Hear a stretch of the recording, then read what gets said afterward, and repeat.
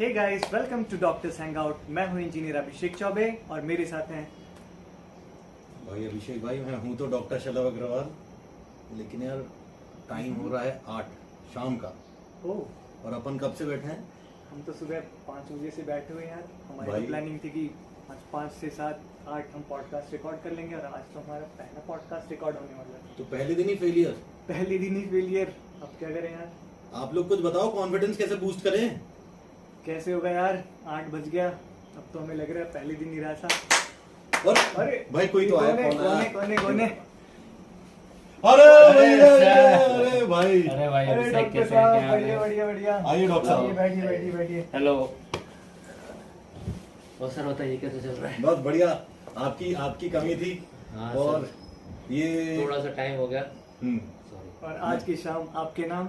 सो दोस्तों, मैं आपको इंट्रोड्यूस कराना चाहूंगा विदाउट एनी जाम। यस तो आपको इंट्रोड्यूस कराना चाहूंगा डॉक्टर रत्नेश नामदेव, जो कि एक मैं बताऊंगा he is par excellence paediatrician, MD from government medical college Rewa, DMV paediatrics from Cooper hospital Mumbai, और उसके साथ ही पिछले 10 सालों का excellence experience in critical care, Yes. In neonates and infants और सब। मतलब इनसे अच्छा इस समय प्रैक्टिसिंग पीडियाट्रिशियन कम ही मिलेंगे। तो Thank you, sir. दोस्तों हमारे साथ बने रहिए। चलिए शुरू करते हैं। हाँ भाई अभिषेक बताएं। तो आप बताइए डॉक्टर साहब, आज हमारे पॉडकास्ट पे आने के लिए बहुत बहुत धन्यवाद। थैंक यू, आप लोगों ने भी इनवाइट किया। कहाँ से शुरू करेंगे आप? आप बताएं, अपन तो बच्चे से, जब बच्चा पैदा होता है तब से स्टार्ट कर सकते हैं अपन तो। हम बता रहे हैं डॉक्टरों की क्या आदत होती है। डॉक्टरों की आदत होती है कि कंप्लेन पेशेंट ही बताता है, तो डॉक्टर कभी चालू नहीं करता। चालू नहीं करता। जब तक पेशेंट चालू नहीं करेगा तब तक डॉक्टर नहीं चालू करेगा। चालू सबसे करेगा। पहले बच्चा स्टार्ट करता है। बच्चा माँ बाप को बताता है, माँ बाप फिर अपन को बताता बताता है। है। बच्चा तो कुछ बताता नहीं। ठीक है। और बच्चों वाले तो- डॉक्टर वैसे भी बच्चों जैसे होते हैं, बच्चे इतने की क्यूट।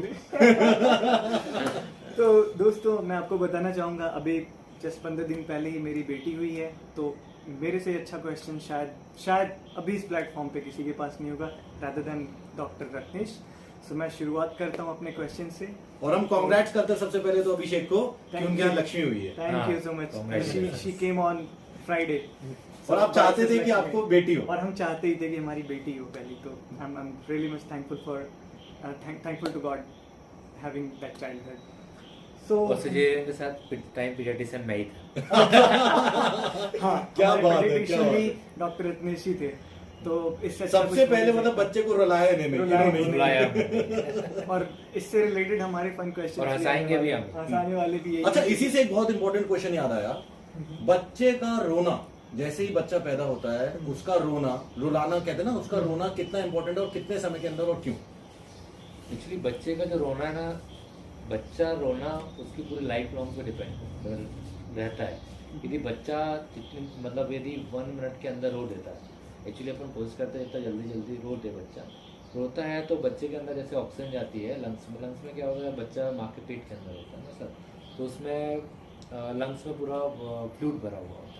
लेकिन जब बच्चा बाहर आता है, क्राई करता है, तो उसके बाद जो ऑक्सीजन लेता है उसके कारण लंग्स में एयर जाती है, उसके कारण बच्चा जब रोता है तो वो जो ऑक्सीजन होती है बॉडी में, पूरी बॉडी में जाती है। यदि वो बच्चा नहीं रोता है, ऑक्सीजन नहीं आती, तो उससे क्या होता है कि पूरी बॉडी में ऑक्सीजन सप्लाई नहीं हो पाती, तो उससे ब्रेन डैमेज हो सकता है, बच्चे को सेरेब्रल पाल्सी हो सकती है, बच्चे की इंटेस्टाइन से ब्लीडिंग हो सकती है, मतलब सारे ऑर्गन्स डैमेज हो सकते हैं। मतलब तो विदिन बच्चे 1 का मिनट। हाँ, जितना जल्दी रोते उतना अच्छा है इतना सर। अच्छा। बट अपन तो ट्राई करते हैं 30 सेकंड्स में रोते बच्चा, और मोस्टली बच्चे रो देते हैं। बट अनटिल बच्चा बहुत समय से पहले हो गया हो या फिर कुछ उसको जेनेटिकल प्रॉब्लम हो, तो अपन को मतलब एकदम से उसका रोना बहुत इंपॉर्टेंट होता है। रोना बहुत जरूरी, बच्चे का जैसे ही वो पैदा होता है रोना बहुत जरूरी। और उसका कलर भी इंपॉर्टेंट होता है ना, कि कलर blue तो नहीं हाँ, होगा कहीं। मतलब वो तो सर जैसे जैसे बच्चा पैदा होता है, जैसे क्राई करता है तो ऑक्सीजन अंदर जाता है तो ब्लू कलर होता है। एक्चुअली 1 मिनट में उसका सेचुरेशन शरीर में ऑक्सीजन की मात्रा धीरे धीरे बढ़ती है। 50। अच्छा, पहले एकदम से कम होती होगी तो ब्लू हो जाता होगा। 50%, 60%, फिर 70%, ऐसे 10 मिनट लगता है उसको नॉर्मल उसके ऊपर आने में। तो थोड़ा सा टाइम। तो बेसिकली डॉक्टर साहब ये है कि जब बच्चे इस दुनिया में आते हैं तो आने के बाद हमारी बहुत सारी मिथ होती है और बहुत सारे टर्म्स हमारे मेडिकल से रिलेटेड होते हैं। तो इन्हीं सब से रिलेटेड हम कुछ क्वेश्चंस पूछना चाहेंगे आपसे। जनरली जैसे मेरी बेटी ही जैसे हुई तो सबसे पहले मैं ही था जो आपके पास आया था और मैंने ये पूछा था कि क्या हमारे डूज एंड डोंट्स होते हैं at the very first step, कि जैसे कोई भी आता है बेबी को टच करता है, क्योंकि मेरी बेबी के केस में ऐसा था कि उसके आई से इन्फेक्शन होना स्टार्ट हो गया था, तो हमें इनिशियल चेक में जैसे बच्चे को हैंड ओवर करना होता है, तो एज अ डॉक्टर या फिर एज अ पेरेंट आपको क्या क्या pre checks and dos and don't को फॉलो करना चाहिए? देखिए जैसे बच्चा अपने पास जैसे डिलीवरी होकर आता है अपन को, तो सबसे पहले तो मैं बहुत सारी चीज़ें कॉमन चीज़ें बता देता हूँ जो अपन को ध्यान रखना चाहिए। सबसे पहले तो अपन उसको हेड टू टो ऊपर से नीचे तक अपन एक एग्जामिन करते हैं उसको। तो आपने देखा होगा सारे बच्चों को यहाँ पे थोड़ा सा ओपन पार्ट रहता है, अपन एंटीरियर कॉन्टेनल कहते हैं उसको। तो वो धीरे धीरे समय के साथ भरता है, 7 to 8 मंथ 1 ईयर लगता है उसको भरने में। बहुत सारे पेरेंट्स होते हैं जो आते हैं वहाँ पे सरसों का तेल भी लगाते हैं, कुछ लोग हल्दी लगाते हैं, बहुत सारे पेरेंट्स मैंने ऐसे देखे। तो ये अच्छा होता है कोई कि ज़रूरत नहीं, वही मैं बोल रहा हूँ, उसकी कोई ज़रूरत नहीं है ना। लोग बोलते हैं कि उसको लगाने से वो भर जाता है, देखिए वो तो बल्कि मेरे ख्याल से वो तो भरना पहले जल्दी नहीं चाहिए, जल्दी हाँ। भरेगा तो ब्रेन को ग्रोथ का समय नहीं वो मिलेगा। क्या है, जैसे जैसे ब्रेन का ग्रोथ होता है ना, 2 साल की एज तक बच्चे के ब्रेन का ग्रोथ होता अच्छा। है। तो जैसे जैसे ग्रोथ होता है क्या है कि वो जो ऐसा होता है वो एक डायमंड शेप का होता है, तो थोड़ा सा एक्सपांड रहता है। जब बच्चा पैदा होता है तो एक्सपांड रहता है धीरे धीरे। विटामिन डी, जैसे अपन विटामिन डी सप्लीमेंट्स भी इसलिए अपन देते हैं, बोलते हैं कैल्शियम सप्लीमेंट्स देने होते हैं, तो उससे वो भरना चाहिए। और वो क्या होता है कि वो अपन को एक एज जो होती है उसकी अप्रॉक्स एज 8 to 9 मंथ उसमें ही भरना चाहिए। अच्छा। उसके पहले आप लगा रहे हो सरसों का तेल, उससे कोई यूज़ नहीं है बल्कि साइड इफेक्ट ही होता है। तो ये विटामिन D3 से मुझे एक क्वेश्चन मेरे दिमाग में आया कि लोग बोलते हैं कि मॉर्निंग के जो ये धूप होती है हाँ, उसको भी दिखाना इम्पोर्टेंट होता है। जो मॉर्निंग की धूप होती है बहुत ज़रूरी है बच्चे के लिए। अच्छा। मॉर्निंग की धूप होती है, बट वही है कि मतलब इतनी बहुत 8 या 9 बजे के 8 के बाद तो नहीं दिखाना चाहिए कि अच्छा। अल्ट्रावायलेट रेज आने लग जाती है। 7 to 8:30 तक अपन उसको धूप दिखा सकते हैं, बहुत तेज़ धूप नहीं होनी चाहिए। अच्छा।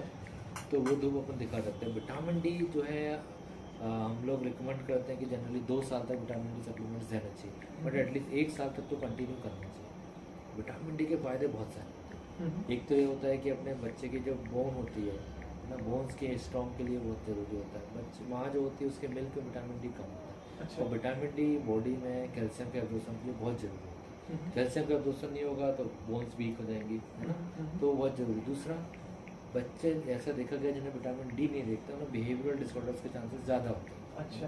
तो वो भी बहुत ज़रूरी है उसके लिए, है ना। तो दोस्तों एक चीज़ ऐड करना चाहूँगा, जैसे डॉक्टर रत्नेश ने ये मेंशन किया कि विटामिन D3 का रोल हमारी लाइफ में इनफैक्ट बहुत ज़्यादा होता है। रीज़न बीइंग कि अगर विटामिन D3 हमारे शरीर में ना रहे तो हमारे बहुत सारे शरीर में अलग अलग कॉजेज़ हो सकते हैं, लाइक स्किन से रिलेटेड प्रॉब्लम हो सकती है, आपके बोन्स कमज़ोर हो सकते हैं, प्लस माँ के दूध में विटामिन डी का कम होना ये बहुत इम्पोर्टेंट बहुत इम्पॉर्टेंट पॉइंट है आपको फोकस करने के लिए कि विटामिन डी का होना और सुबह में 8 बजे से पहले धूप का लेना हमारी लाइफ में या फिर हमारे बच्चों के लिए कितना इम्पोर्टेंट है वो आप यहाँ से समझ सकते ये हैं। गोल्डन पॉइंट्स आपने रिपीट किया। हाँ, एक पॉइंट मैं बहुत इंपॉर्टेंट ऐड करना चाहता हूँ। लोग बोलते हैं कि सुबह की धूप दिखाता हूँ फिर मेरे बच्चे को पीलिया होता है। तो सुबह की धूप दिखाने से पीलिया नहीं ठीक होता है ना। तो ये सबसे बड़ा मिथ है तो ये कि डॉक्टर myth- साहब तो बच्चे को डेली धूप दिखाते हैं, हमारे बच्चे को पीलिया कैसे सही होता है। अच्छा। तो वो अपन इसलिए दिखाते हैं कि विटामिन डी बने, हाँ। पीलिया के लिए नहीं दिखाते हैं। ये थोड़ा सा important तो यहाँ पे क्वेश्चन एक और आ रहा है डॉक्टर सलभ, मतलब ये कि माँ का दूध कितना इम्पोर्टेंट है। जैसे एक ऐसा कंसर्न होता है कि जो पुराने लोग होते हैं वो बोलते हैं कि माँ प्रॉपर फीडिंग नहीं कर पा रही है या प्रॉपर मिल्क प्रोड्यूस नहीं हो रहा है, तो इस केस में वो बोलते हैं कि एज ए सप्लीमेंट आप गाय का दूध पिला सकते हो या फिर कुछ और उनके अलग अलग घरेलू नुस्खे होते हैं। लेकिन माँ का दूध कितना इम्पोर्टेंट होता है एक बच्चे के फर्दर ग्रोथ के लिए? देखिए, माँ का दूध तो अमृत है बच्चे की। जो बच्चा पैदा होता है, जो मदर का सबसे पहले मिल्क कोलेस्ट्रॉल निकलता है, वो बच्चे की लाइफ लॉन्ग इम्यूनिटी के लिए सबसे इम्पोर्टेंट है ना। जिस बच्चे ने कोलेस्ट्रॉल नहीं पिया है उसकी इम्यूनिटी वीक रहेगी, जिस बच्चे ने कोलेस्ट्रॉल पिया है। तो मदर का जो फर्स्ट मिल्क होता है ना वो अमृत कहते हैं अपन, गाढ़ा मिल्क जो फर्स्ट निकलता है ना। तो जनरली अपन माँ बोलती है कि डॉक्टर साहब अभी तो आ ही नहीं रहा दूध, कुछ आ ही नहीं रहा है, बस पानी पानी जैसा निकल रहा है। तो जनरली पानी पानी जैसा निकल रहा है, जो पानी निकल रहा है वही तो पिलाना है अपन को, बहुत इंपॉर्टेंट होता है ना। और जहाँ तक मदर मिल्क की बात है, 6 महीने तक केवल और केवल माँ का दूध देना है।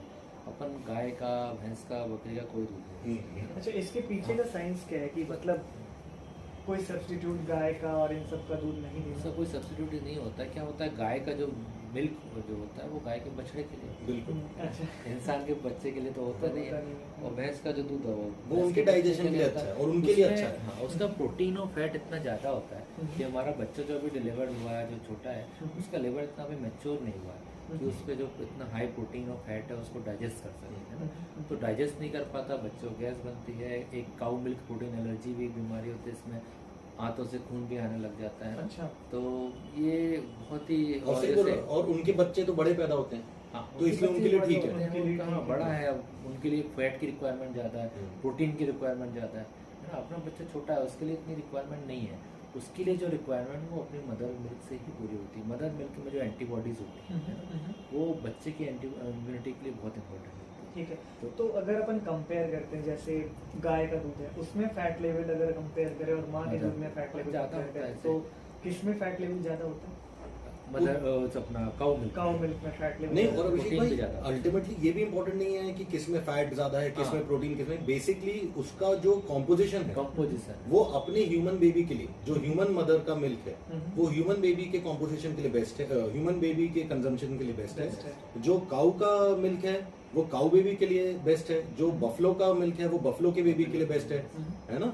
और जितने भी अपने मैमल्स हैं, जितने भी अपने मैमल्स हैं, उनका जो मिल्क है वो उनके ही बच्चे के लिए बेस्ट है, खासकर शुरुआत के, जैसे ह्यूमन बेबी में खासकर शुरुआत के 1 साल तक मैं बोलूँगा कि 1 साल तक गाय, भैंस, बकरी का दूध नहीं देना। नहीं लेना चाहिए। अच्छा, एक मैं भी I am also proud father of a 3.5 year old kid and his name is Very Krishna। cute. तो मेरे को एकदम से याद आया कि हमारे भी समय में जब मैं भी फर्स्ट बार पापा बना तो हमेशा एक कंफ्यूजन रहता था कि कई बार ऐसा लगता था कि बच्चा is not taking enough feeds, है ना। तो इसके लिए आप एक बार क्लियर करना चाहूंगा कि आप सबको क्लियर करें कि इनफ फीड का मतलब क्या होता है, कब अपन जाने कि बच्चा कम फीड ले रहा है कि ज्यादा ले रहा है। देखिए, इनफ फीड का मतलब है कि अपन को एक तो सबसे पहले तो दिक्कत ये होती है कि मदर्स के साथ, है ना, जब वो बेबी को डिलीवर करती है तो एक उनको एंग्जाइटी लेवल बहुत होता है। एक तो एंग्जाइटी लेवल होता है, अब जैसे एंग्जाइटी लेवल बढ़ेगा मदर प्रोडक्शन, मिल्क प्रोडक्शन कम हो जाता है। अच्छा, तो अपन को सबसे पहले ये ध्यान रखना है कि मदर का एंग्जाइटी लेवल नहीं होना चाहिए, मदर बिल्कुल रिलैक्स होना चाहिए, है ना।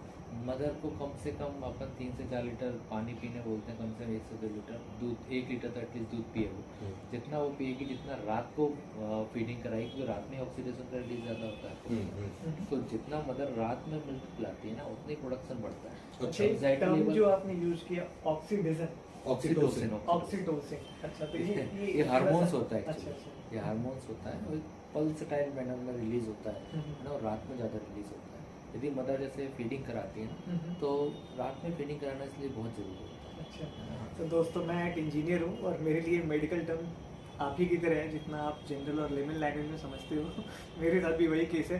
तो मैं कोशिश कर रहा हूँ कि आप तक जितने भी छोटे छोटे पॉइंट्स हैं या फिर छोटे छोटे कंसेप्ट हैं पहुँच सकें, ताकि आप जनरली किसी को एक्सप्लेन कर सकेंगे।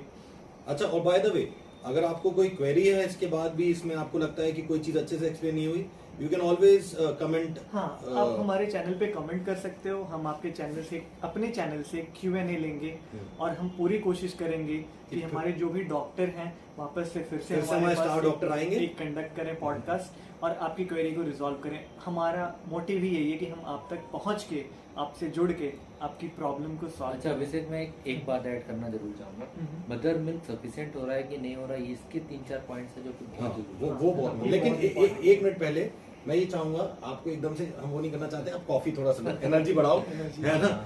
और इसके साथ साथ ये थोड़े हाँ, थोड़ा सा इससे भी एनर्जी भी लो आप। बहुत ही बढ़िया कॉफी बनी है सर। Thank you. हमारे यहाँ के स्टार कुक हैं विष्णु तिमिल सिन्हा। सच में विष्णु भैया बहुत अच्छा खाना बनाते हैं, फॉर योर काइंड इन्फॉर्मेशन। अच्छा, मैं वो बता रहा था सर आपको कि ना वो सबसे इम्पोर्टेंट पॉइंट है, मतलब हर मदर आएगी आपके पास ओपीडी में, डॉक्टर साहब उसको तो दूध ही नहीं हो रहा, मतलब दूध हमारे बच्चे के लिए सफिशिएंट हो ही नहीं है। अब मदर बच्चा भूखा रह जाता है, बच्चा भूखा रह जाता है, रोता रहता है। तो आपको 4-5 पॉइंट्स ध्यान देने हैं। एक तो यदि बच्चा दूध पीने के बाद माँ के आधे घंटे सो रहा है ना, बच्चे का वजन बढ़ रहा है, बच्चा 8 से 10 बार पेशाब कर रहा है 24 आवर्स, अच्छा, मतलब बच्चे के लिए मदर का मिल्क सफिशिएंट है। इससे ज़्यादा आपने कुछ करना ही नहीं। मदर मिल्क उसको बस बोलिए, आप थोड़ा सा इंकरेज करते रहिए, थोड़ा सपोर्ट कीजिए, क्योंकि पोस्टमार्टम मतलब जैसे डिलीवरी के बाद थोड़ा सा सपोर्ट तो चाहिए होता है मिलता है। मदर को जितना सपोर्ट मिलेगा मदर का प्रोडक्शन नहीं बढ़ेगा, यानी ये बहुत इंपॉर्टेंट है। तो और अभिषेक बस भाई 3-4 पॉइंट जो मैंने आपको बताया ये ध्यान रखना है, यदि इतना हो रहा है तो सभी से ना। और एक चीज़ और मैं बताना चाहूँगा कि जब मदर फीडिंग कराती है ना तो उसको ये बोलना है कि अपन को एक बार में एक साइड से ही फीडिंग तो कराना है। हमारे पास हमारे टॉयज हैं और उस टॉय के मतलब उस टॉय को आप एज अ मदर बन के आप बता सकते हैं कि उनको क्या एक्चुअली ये क्या नाम रखा है फॉलो इसका? करना चाहिए। इसका इसका नाम मिकी अभी बेबी। फिलहाल के लिए तो देखो बेटा, this is not a mouse baby, this is not Mickey mouse, this is human Mickey human mouse. Mickey. तो ह्यूमन मिकी तो बेबी। मिक्की बेटा ऐसा है कि जब आपको फीडिंग करना है इसको, तो जब माँ को अपन को एक्सप्लेन करना कि जब भी फीडिंग कराते तो एक बार में एक साइड के ब्रेस्ट से ही फीडिंग कराए। अच्छा। वो इसलिए होता है क्योंकि बच्चा पहले तो प्यासा होता है जैसे, जी। उसके बाद जब बच्चा का मिल्क सक करता है तो पहले उसमें पानी निकलता है, उसके बाद ही उसमें प्रोटीन्स और जो फैट होता है वो निकलता है। तो पहले बच्चे का थर्स्ट मिटना चाहिए, उसके बाद फिर उसको प्रोटीन्स और ये सब मिलता है। एक तो इम्पोर्टेंट मदर क्या करती है, कई बार मैंने जो नोटिस किया था हम्म। कि मदर क्या करती है, थोड़ी देर यहाँ से पिलाती है, यहाँ से उनको बच्चा लगता पानी है कि पीता हाँ, है, सही बात यहाँ है। से भी पानी पीता और है, फिर फिर वहाँ से side भी करती पानी है, फिर यहाँ से भी पानी पीता है, एक- फिर मदर आएगी मेरा बच्चे का वेट नहीं बढ़ रहा एक है। इम्पोर्टेंट थिंग मैं ऐड करना चाहूंगा। लोगों के पास जनरली मतलब एक कंसेप्ट मिसकंसेप्शन है या फिर क्वेश्चन होता है जनरली कि बच्चे को प्यास लगती है ड्यूरिंग 6 मंथ। हम ऐसा बोलते हैं कि उनको पानी नहीं देना सही बात चाहिए। है, बहुत तो अच्छा वो question। पानी जो है कहाँ से मिलता है? हाँ, मतलब उनको जैसे लगता है- डॉक्टर साहब ने बताया कि वो पानी जो जब मदर फीड करती है अपने बच्चे को तो पहले कुछ टाइम तक फ्रैक्शन ऑफ सेकंड कह लो या 2 मिनट 2 सेकंड 4 सेकंड के लिए पानी आता है। वो पानी प्योरली D2 हो सकता है या फिर बहुत अच्छा एंटीबायोटिक है, जो भी कह लो, मुझे मेडिकल टर्म नहीं पता। तो पहले वो रिलीज करता है पानी, फिर उसके बाद नॉर्मल मिल्क रिलीज। मतलब बेसिकली पूरा थाली है, पूरा आहार है उसका। पूरा sufficient पानी भी है, 6 month हाँ। है ना?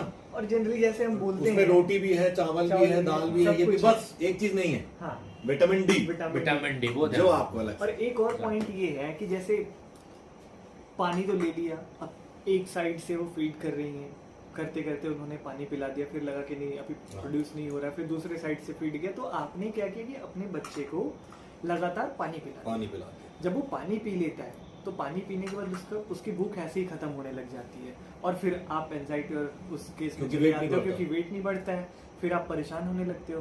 तो ये मिसकंसेप्शन है। अच्छा, और ऐसा भी कुछ होता है क्या? मतलब मेरे को क्योंकि बिल्कुल आइडिया नहीं, तो आपको पता कैसे चलता है हाँ कि जैसे हर बार जब फीड करते हैं तो ऑलमोस्ट एक ही ब्रेस्ट से करना है फीड, है ना?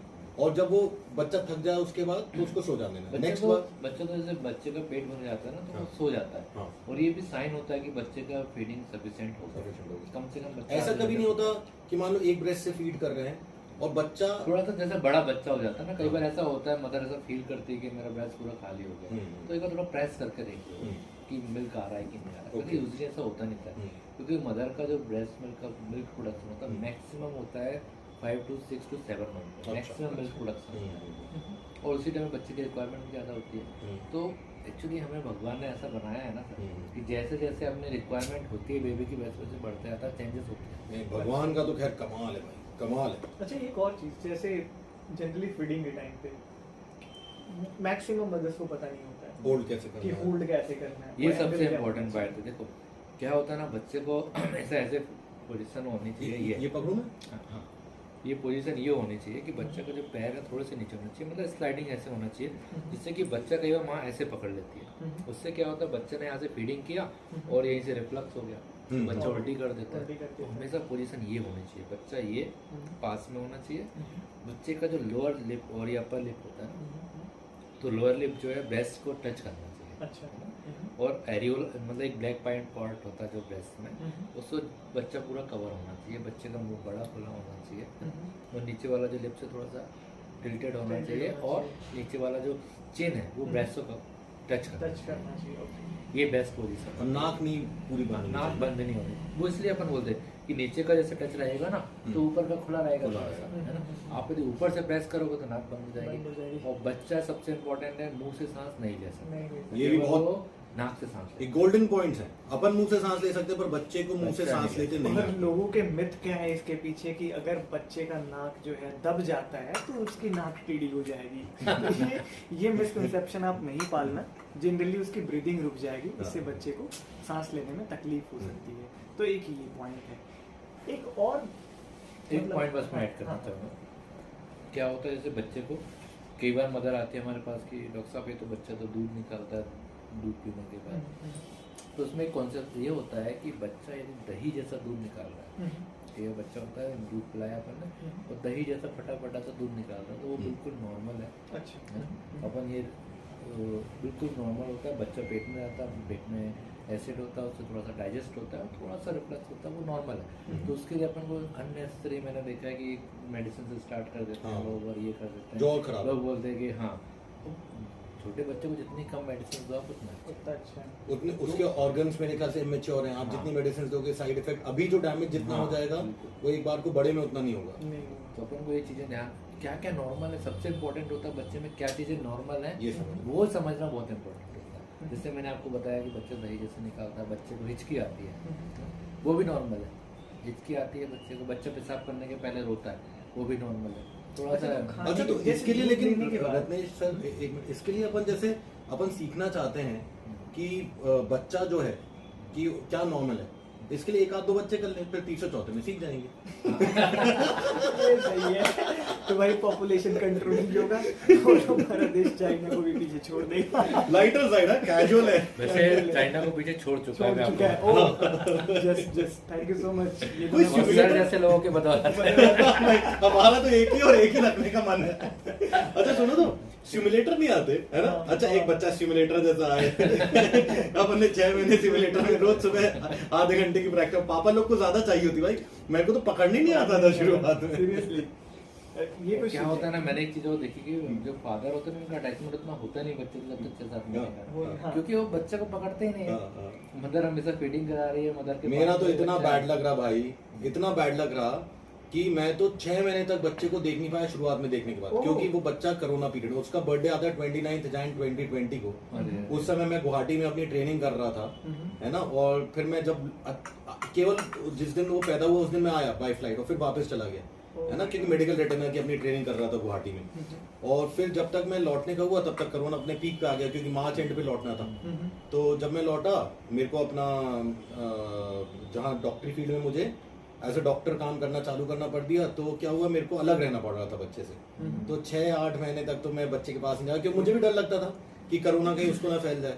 तब ये बहुत डिफिकल्ट होता है। बेसिकली 15 दिन हुए हैं मेरी बच्ची को आए हुए, और ऐसा होता है कि 1 घंटे तक उसको ना देखो अगर मैं घर पे हूँ तो, या फिर 15-20 मिनट पे ना देखूँ तो बहुत अजीब सी फीलिंग होने लगती है कि भाई मेरा बच्चा है कैसा, उसको कोई दिक्कत तो नहीं हो रही। तो ये बहुत टफ होता है अपने बच्चे से दूर रहना, जनरली हर किसी के लिए होता है।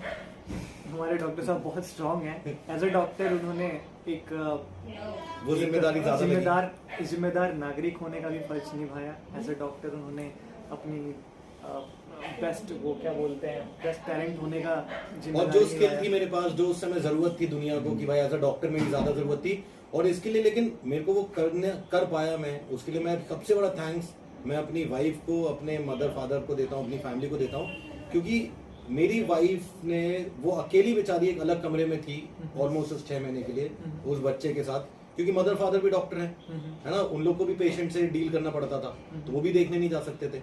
ऑल्दो वो भी डॉक्टर थी, लेकिन इस समय बच्चे का, क्योंकि बच्चे को तो केवल उस टाइम पे तो वो एक माँ थी। हाँ, है ना, और फर्स्ट 6 मंथ्स का समय था, तो अकेले ने, बेचारी ने हर चीज करी। मतलब hats off to doctor Shalini and my mom dad, है ना।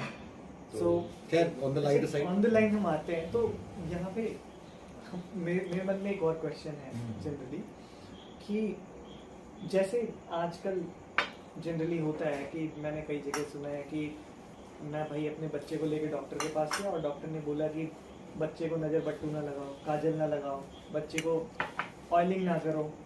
तो ये कैसे, मतलब मेडिकल टर्म्स में अगर हम देखें तो कहाँ ये जस्टिफाई करता है कि हमें ऑयलिंग नहीं करना चाहिए? काजल लगाते हैं कुछ लोगों को, मैंने देखा है, बोलते हैं कि इससे आंखें बड़ी होती है। आंखें कैसे बड़ी हो सकती है, तो पॉसिबल ही नहीं है। काजल लगाने से, वो तो कार्बन है, कार्बन से तो नुकसान ही हो सकता है। फायदा तो कुछ हो नहीं।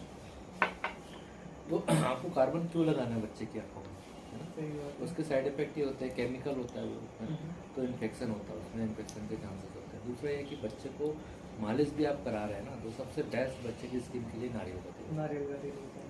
नारियल का तेल होता है। नारियल का तेल ही यूज़ करना चाहिए, सरसों का तेल तो बिल्कुल यूज़ नहीं करना। उससे बहुत ज़्यादा अपने बच्चे को देखा कि रैसेस हो जाते हैं, पूरा रेड रेड हो जाता है। अच्छा। तो ये बहुत इम्पोर्टेंट। नहीं, ये चीज़ें तो मैंने देखी हैं। मैंने खुद अपनी बेटी को एक दिन सरसों का तेल यूज करा दिया था और उसके बाद उसके शरीर में रैशेस हो गए थे, तो मुझे कॉल करना पड़ा था डॉक्टर साहब का। तो नारियल का तेल वैसे भी साइंटिफिकली प्रूवन है कि नारियल का जो तेल होता है वो इन्फेक्शन को बहुत हद तक रोकता है और जनरली अच्छा भी रहता है अपने शरीर के लिए। अच्छा, और बाय द वे कोई हम पुरानी प्रथाओं के अगेंस्ट नहीं है, पुरानी प्रथाएं कुछ कुछ बहुत अच्छी हैं और साइंटिफिकली प्रूवन है ना? पर जहाँ जहाँ कई बार ऐसा होता है, जैसे जैसे हम मेच्योर होते हैं तो वी लर्न न्यू थिंग्स, है ना? तो जैसे डॉक्टर साहब ने बताया बिल्कुल सही, मैं क्योंकि आई स्पेशलिस्ट हूँ तो मेरे पास भी बच्चे आते हैं जो ये काजल वाली प्रॉब्लम लेके। तो मैंने ये देखा, जैसे डॉक्टर साहब ने बताया, काजल लगाने से आंख बड़ी नहीं होती, केवल वो एक बड़ा दिखना फील होता है। क्यों? क्योंकि कॉन्ट्रास्ट हो जाता है, व्हाइट होता है अपना आंख का जो स्क्लेरा होता है, तो उसकी वजह से बड़ा दिखता है। बट जैसे डॉक्टर साहब ने बताया कि वो नॉन स्टेलाइज, मतलब उसमें इन्फेक्शन है कि नहीं है, कोई ऐसे दवाई के जैसे पैकिंग तो आ नहीं रही उसकी, है ना? अपन खुले में उसमें जिस चीज से अप्लाई करते हैं वो डालते हैं, कहीं रख देते हैं, इन्फेक्शन बहुत होता है। मोस्ट प्रोबेबली हम अपने उंगली को यूज वो तो और खराब चीज है। तो और खराब चीज और वो हर टाइम हम इतने मतलब कॉन्शियस नहीं होते कि हमने अपने हाथ को प्रॉपरली जैसे और wash करना किया क्यों और है? फिर अल्टीमेटली वो उसके पीछे कोई फायदा नहीं है, नुकसान ही है। Correct। तो और हमें कार्बन है नुकसान जैसे की बता रहे, चीज़ और आजकल तो कार्बन में भी क्या केमिकल मिला है क्या नहीं मिला किसको पता। हो सकता है पहले के जमाने में जब ये चालू हुआ होगा, क्योंकि और कुछ नहीं था, शायद बहुत प्योर होता होगा, शायद उसका कोई फायदा उस समय होता होगा। बट अभी अपने पास बहुत सारी और चीजें हैं, है ना? अगर जरूरत पड़ने पे अगर इन्फेक्शन है तो क्या दवाइयाँ देना है क्या नहीं, है ना डॉक्टर साहब? बिल्कुल। अच्छा, ये सारी एक चीजें चीज तो जो मैं बोलना चाहूंगा, थोड़ा सा ऐड करूंगा कि हाँ। पाउडर भी ना लगाएं बच्चे को, उतना अच्छा। अच्छा। नहीं लगाना। और बहुत रेयर केस में जैसे आपको खमोरियां हो गई या फिर बच्चे को बहुत पसीने आ रहे हैं या फिर वो वही कलर Oiling है, करने के डॉक्टर बाद की सलाह नहीं हो रहा लेके तो आप फिर हाँ, कर सकते कर हैं, सकते हाँ। हैं। बट यूजली अवॉइड करें तो Prescribe। अच्छा हाँ, हाँ। मतलब आप डॉक्टर से पहले एक बार पूछ लें हाँ। कि क्या हम लगाएं और कैसे लगाएं, उनसे एक थोड़ा सा डायरेक्शन ले लें। करेक्ट। है। बच्चे की अच्छा, skin बहुत एक बहुत इंपॉर्टेंट जो अपन, क्योंकि वो बात जब कर रहे थे अपन, ब्रेस्ट फीडिंग की बात चल रही थी और अपनी बात चली कि 5-7 महीने में मैक्स पे होता है ब्रेस्ट फीडिंग, है ना? तो मैं ये भी जानना चाहता हूँ कि उसको वीन करने का यानी धीमे धीमे कम करने का भी कोई तरीका होता है कि मदर को और बेबी को कोई दिक्कत ना जाए, ऐसा भी कोई वो होता है? तो ये है कि सर अपन को एक्चुअली ना जो बच्चे की टेस्ट बड्स होते हैं जो अपन खाते हैं खिलाते हैं बच्चे को, उसके जो अपना मीठापन या जो खट्टा या फिर जो कड़वा जो टेस्ट होता है ना, वो इसी एज में डेवलप होता है। अच्छा। 6 मंथ से स्टार्ट होता है वो, 1-1.5 साल की एज तक। इसलिए अपने यहाँ पे प्रथा की बात करते हैं, मामा 6 महीने पे मामा 6 महीने पे अन्नप्राशन करता है। देखो करते हैं। ये प्रथा एकदम सही है। बिल्कुल। तो धीरे धीरे अपन स्टार्ट करें। स्टार्टिंग में एक अपन को इम्पोर्टेंट है जो अपन खिला रहे हैं ना, उसकी जो कंसिस्टेंसी होती है वो इम्पोर्टेंट है। कंसिस्टेंसी ऐसी होनी चाहिए कि आपने चम्मच में डाली तो बहुत गिरे भी ना और बहुत ज़्यादा वो ना हो, मतलब बहुत लिक्विड जैसा भी ना हो, उस टाइप का अपन को पेस्ट बना के देना, वो Okay, स्टार्ट करना। ठीक है। पहले आधा चम्मच दें, दिन में 1 बार 2 बार, फीडिंग के पहले धीरे धीरे धीरे स्टार्ट करें। उसके फिर ड्राई फ्रूट्स होते हैं उसका पेस्ट बना लें, उसको अपना ना वो आप दे सकते हो बच्चे को, है ना? जैसे आप कुछ भी खिला रहा हो तो उसमें थोड़ा सा घी डाल दें, मतलब अपन को उसकी जो एनर्जी है उसको डांस करें, क्योंकि बच्चा ज़्यादा तो खाएगा नहीं, खाएगा नहीं। अपन को मेनली उसकी एनर्जी को डांस करें। तो मैं ये सोच मतलब मेरे एक्चुअली पास कम्प्लीमेंट्री फीडिंग जो होती है वो एक बहुत बड़ा टॉपिक है, तो मैं सोच रहा हूँ उस पर अपन एक अलग से एक अलग वीडियो से बनाएंगे बनाएंगे। कि 6 to 9 मंथ में क्या क्या देना है, कितनी फ्रिक्वेंसी होनी उनकी चाहिए dieting और पूरी उसकी कैसे डाइटिंग होनी में कितनी कैलोरी होनी चाहिए, कितना we'll protein be होना more than चाहिए। happy और we'll be more than happy by our viewers also जो हमारी फैमिली है। हम चाहेंगे कॉम्प्लीमेंट्री फीडिंग का मतलब एक बार आप पहले उनको हिंदी में समझाएंगे क्या मतलब होता है? कॉम्प्लीमेंट्री फीडिंग मतलब वीनिंग फीड, जैसे 6 मंथ के बाद जब बच्चे को अपन खिलाना स्टार्ट करते हैं तो 6 to 9 मंथ के बच्चे की रिक्वायरमेंट कितनी होती है, अपन को कैसे स्टार्ट करना है, उसको क्या क्या देना है, frequency मतलब क्या उसको होनी मदर मिल्क चाहिए। भी चल रहा होता है, हाँ। साथ में ऊपर का बिल्कुल, खाना भी ऊपर चल से रहा धीरे-धीरे होता है अपन ना? स्टार्ट करते तो इसको कॉम्प्लीमेंट्री फीडिंग कहते हैं। इससे रिलेटेड जो आपकी क्वेरीज होंगी, हम तो अपना बनाएंगे जो हमें क्वेरीज होंगी, आपकी जो क्वेरीज होंगी वी इनवाइट एवरी क्वेरी। क्यों अभिषेक भाई? आप बिल्कुल, वीडियो बिल्कुल। में आप तो अपलोड हम कर तो- दें, हाँ। हम उस क्वेश्चंस को भी लेंगे और लेंगे। उनके आपके सारे डाउट्स क्लियर बिल्कुल। और अच्छा, अगर आपको एक लाइव सेशन चाहिए होगा तो हम डॉक्टर साहब के live भी साथ, आएंगे। तो हम रिक्वेस्ट करेंगे डॉक्टर साहब को, हैं? हम Thank you. उनके साथ live आपने वादा किया है? बिल्कुल बिल्कुल हाई फाइव।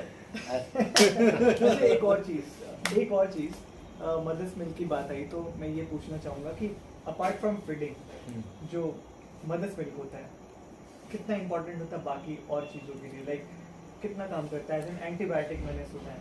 एंटीबॉडीज होती हैं एक्चुअली मदर मिल्क में।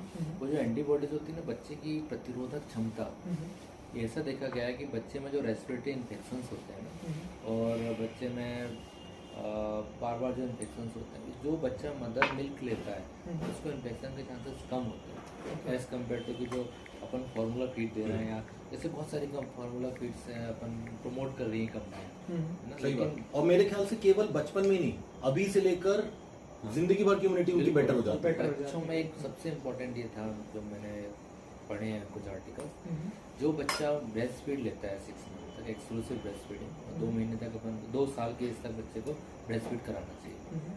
उन बच्चों में हाइपरटेंशन और डायबिटीज के चांसेस एज कम्पेयर टू जो फॉर्मूला फीड होता है उसमें कम होते हैं, है ना? तो ये बहुत इम्पोर्टेंट तो मतलब मदर्स मिल्क सिर्फ एक अमृत ही नहीं है, ये बियॉन्ड देन दैट है। सिर्फ इनिशियल डेज में आपको वो फीड करना होता है, बाद में आपके लाइफ लॉन्ग आपके साथ बहुत सारा सपोर्ट देता है आपको। अच्छा, जैसे बरगद का पेड़ इतना लंबा क्यों चलता है? क्योंकि उसकी जड़ें मजबूत होते हैं। तो ये आप उसके जड़ बना रहे हो इस समय, है ना? तो जैसा बता रहे 6 महीने की एक्सक्लूसिव ब्रेस्ट फीडिंग, यानी कि केवल ब्रेस्ट फीडिंग, और अप टू 2 इयर्स, बाकी 1.5 साल जो बच्चे हैं 6 महीने के बाद ब्रेस्ट फीडिंग के साथ complementary food.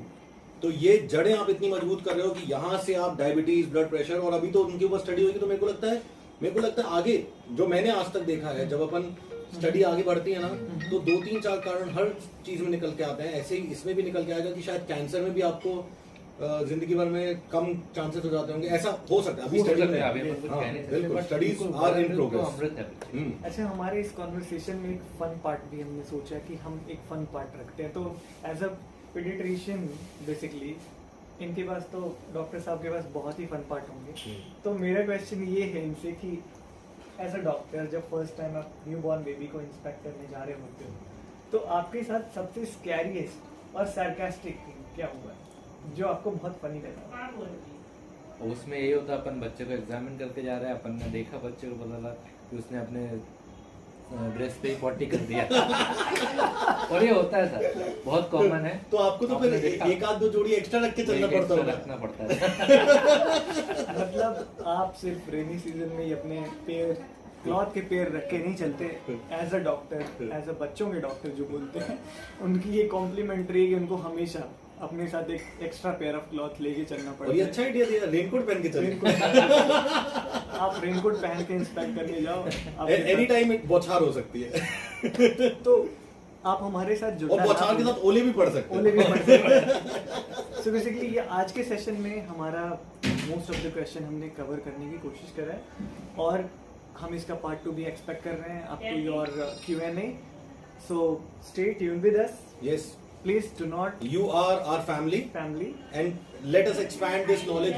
Let us share this knowledge with everybody. Yes. बहुत बेसिक बट बहुत इंपॉर्टेंट नॉलेज है, क्योंकि मैं भी ऑलमोस्ट, जब मैं न्यू फादर था, अभी तो ये न्यू फादर ही बताएंगे, there is so much of anxiety fathers में। तो आप सोचिए मदर में कितनी होती है। मैं भी एक्चुअली न्यू फादर हूँ अभी। हाँ, सही बात है, कांग्रेचुलेशन, सही बात। So thank you Please so again. much. अच्छा, you blessed with the baby boy. oh Second baby boy. Second baby boy. हाँ. सुनर। New father second time. Oh wow.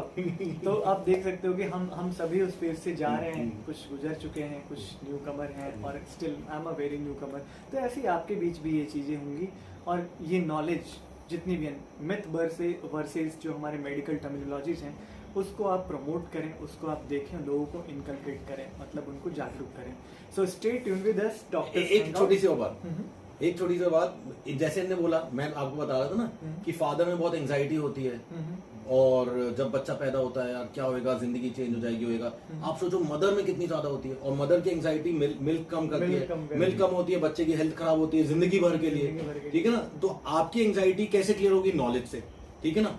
और ये हो गई बच्चे की, और ये बच्चे से रिलेटेड एंजाइटी। लेकिन हमें लगता है हमारा next video will be on anxiety, और उसमें आएंगे एक और स्टार डॉक्टर साहब, psychiatrist, star psychiatrist. So stay tuned. So stay tuned with us. Do not forget to subscribe our channel, Doctors Hangout. Please like, share, and Subscribe and comment also. Yes, comment also. Thank you, Bye. Doctor. Thank you so much.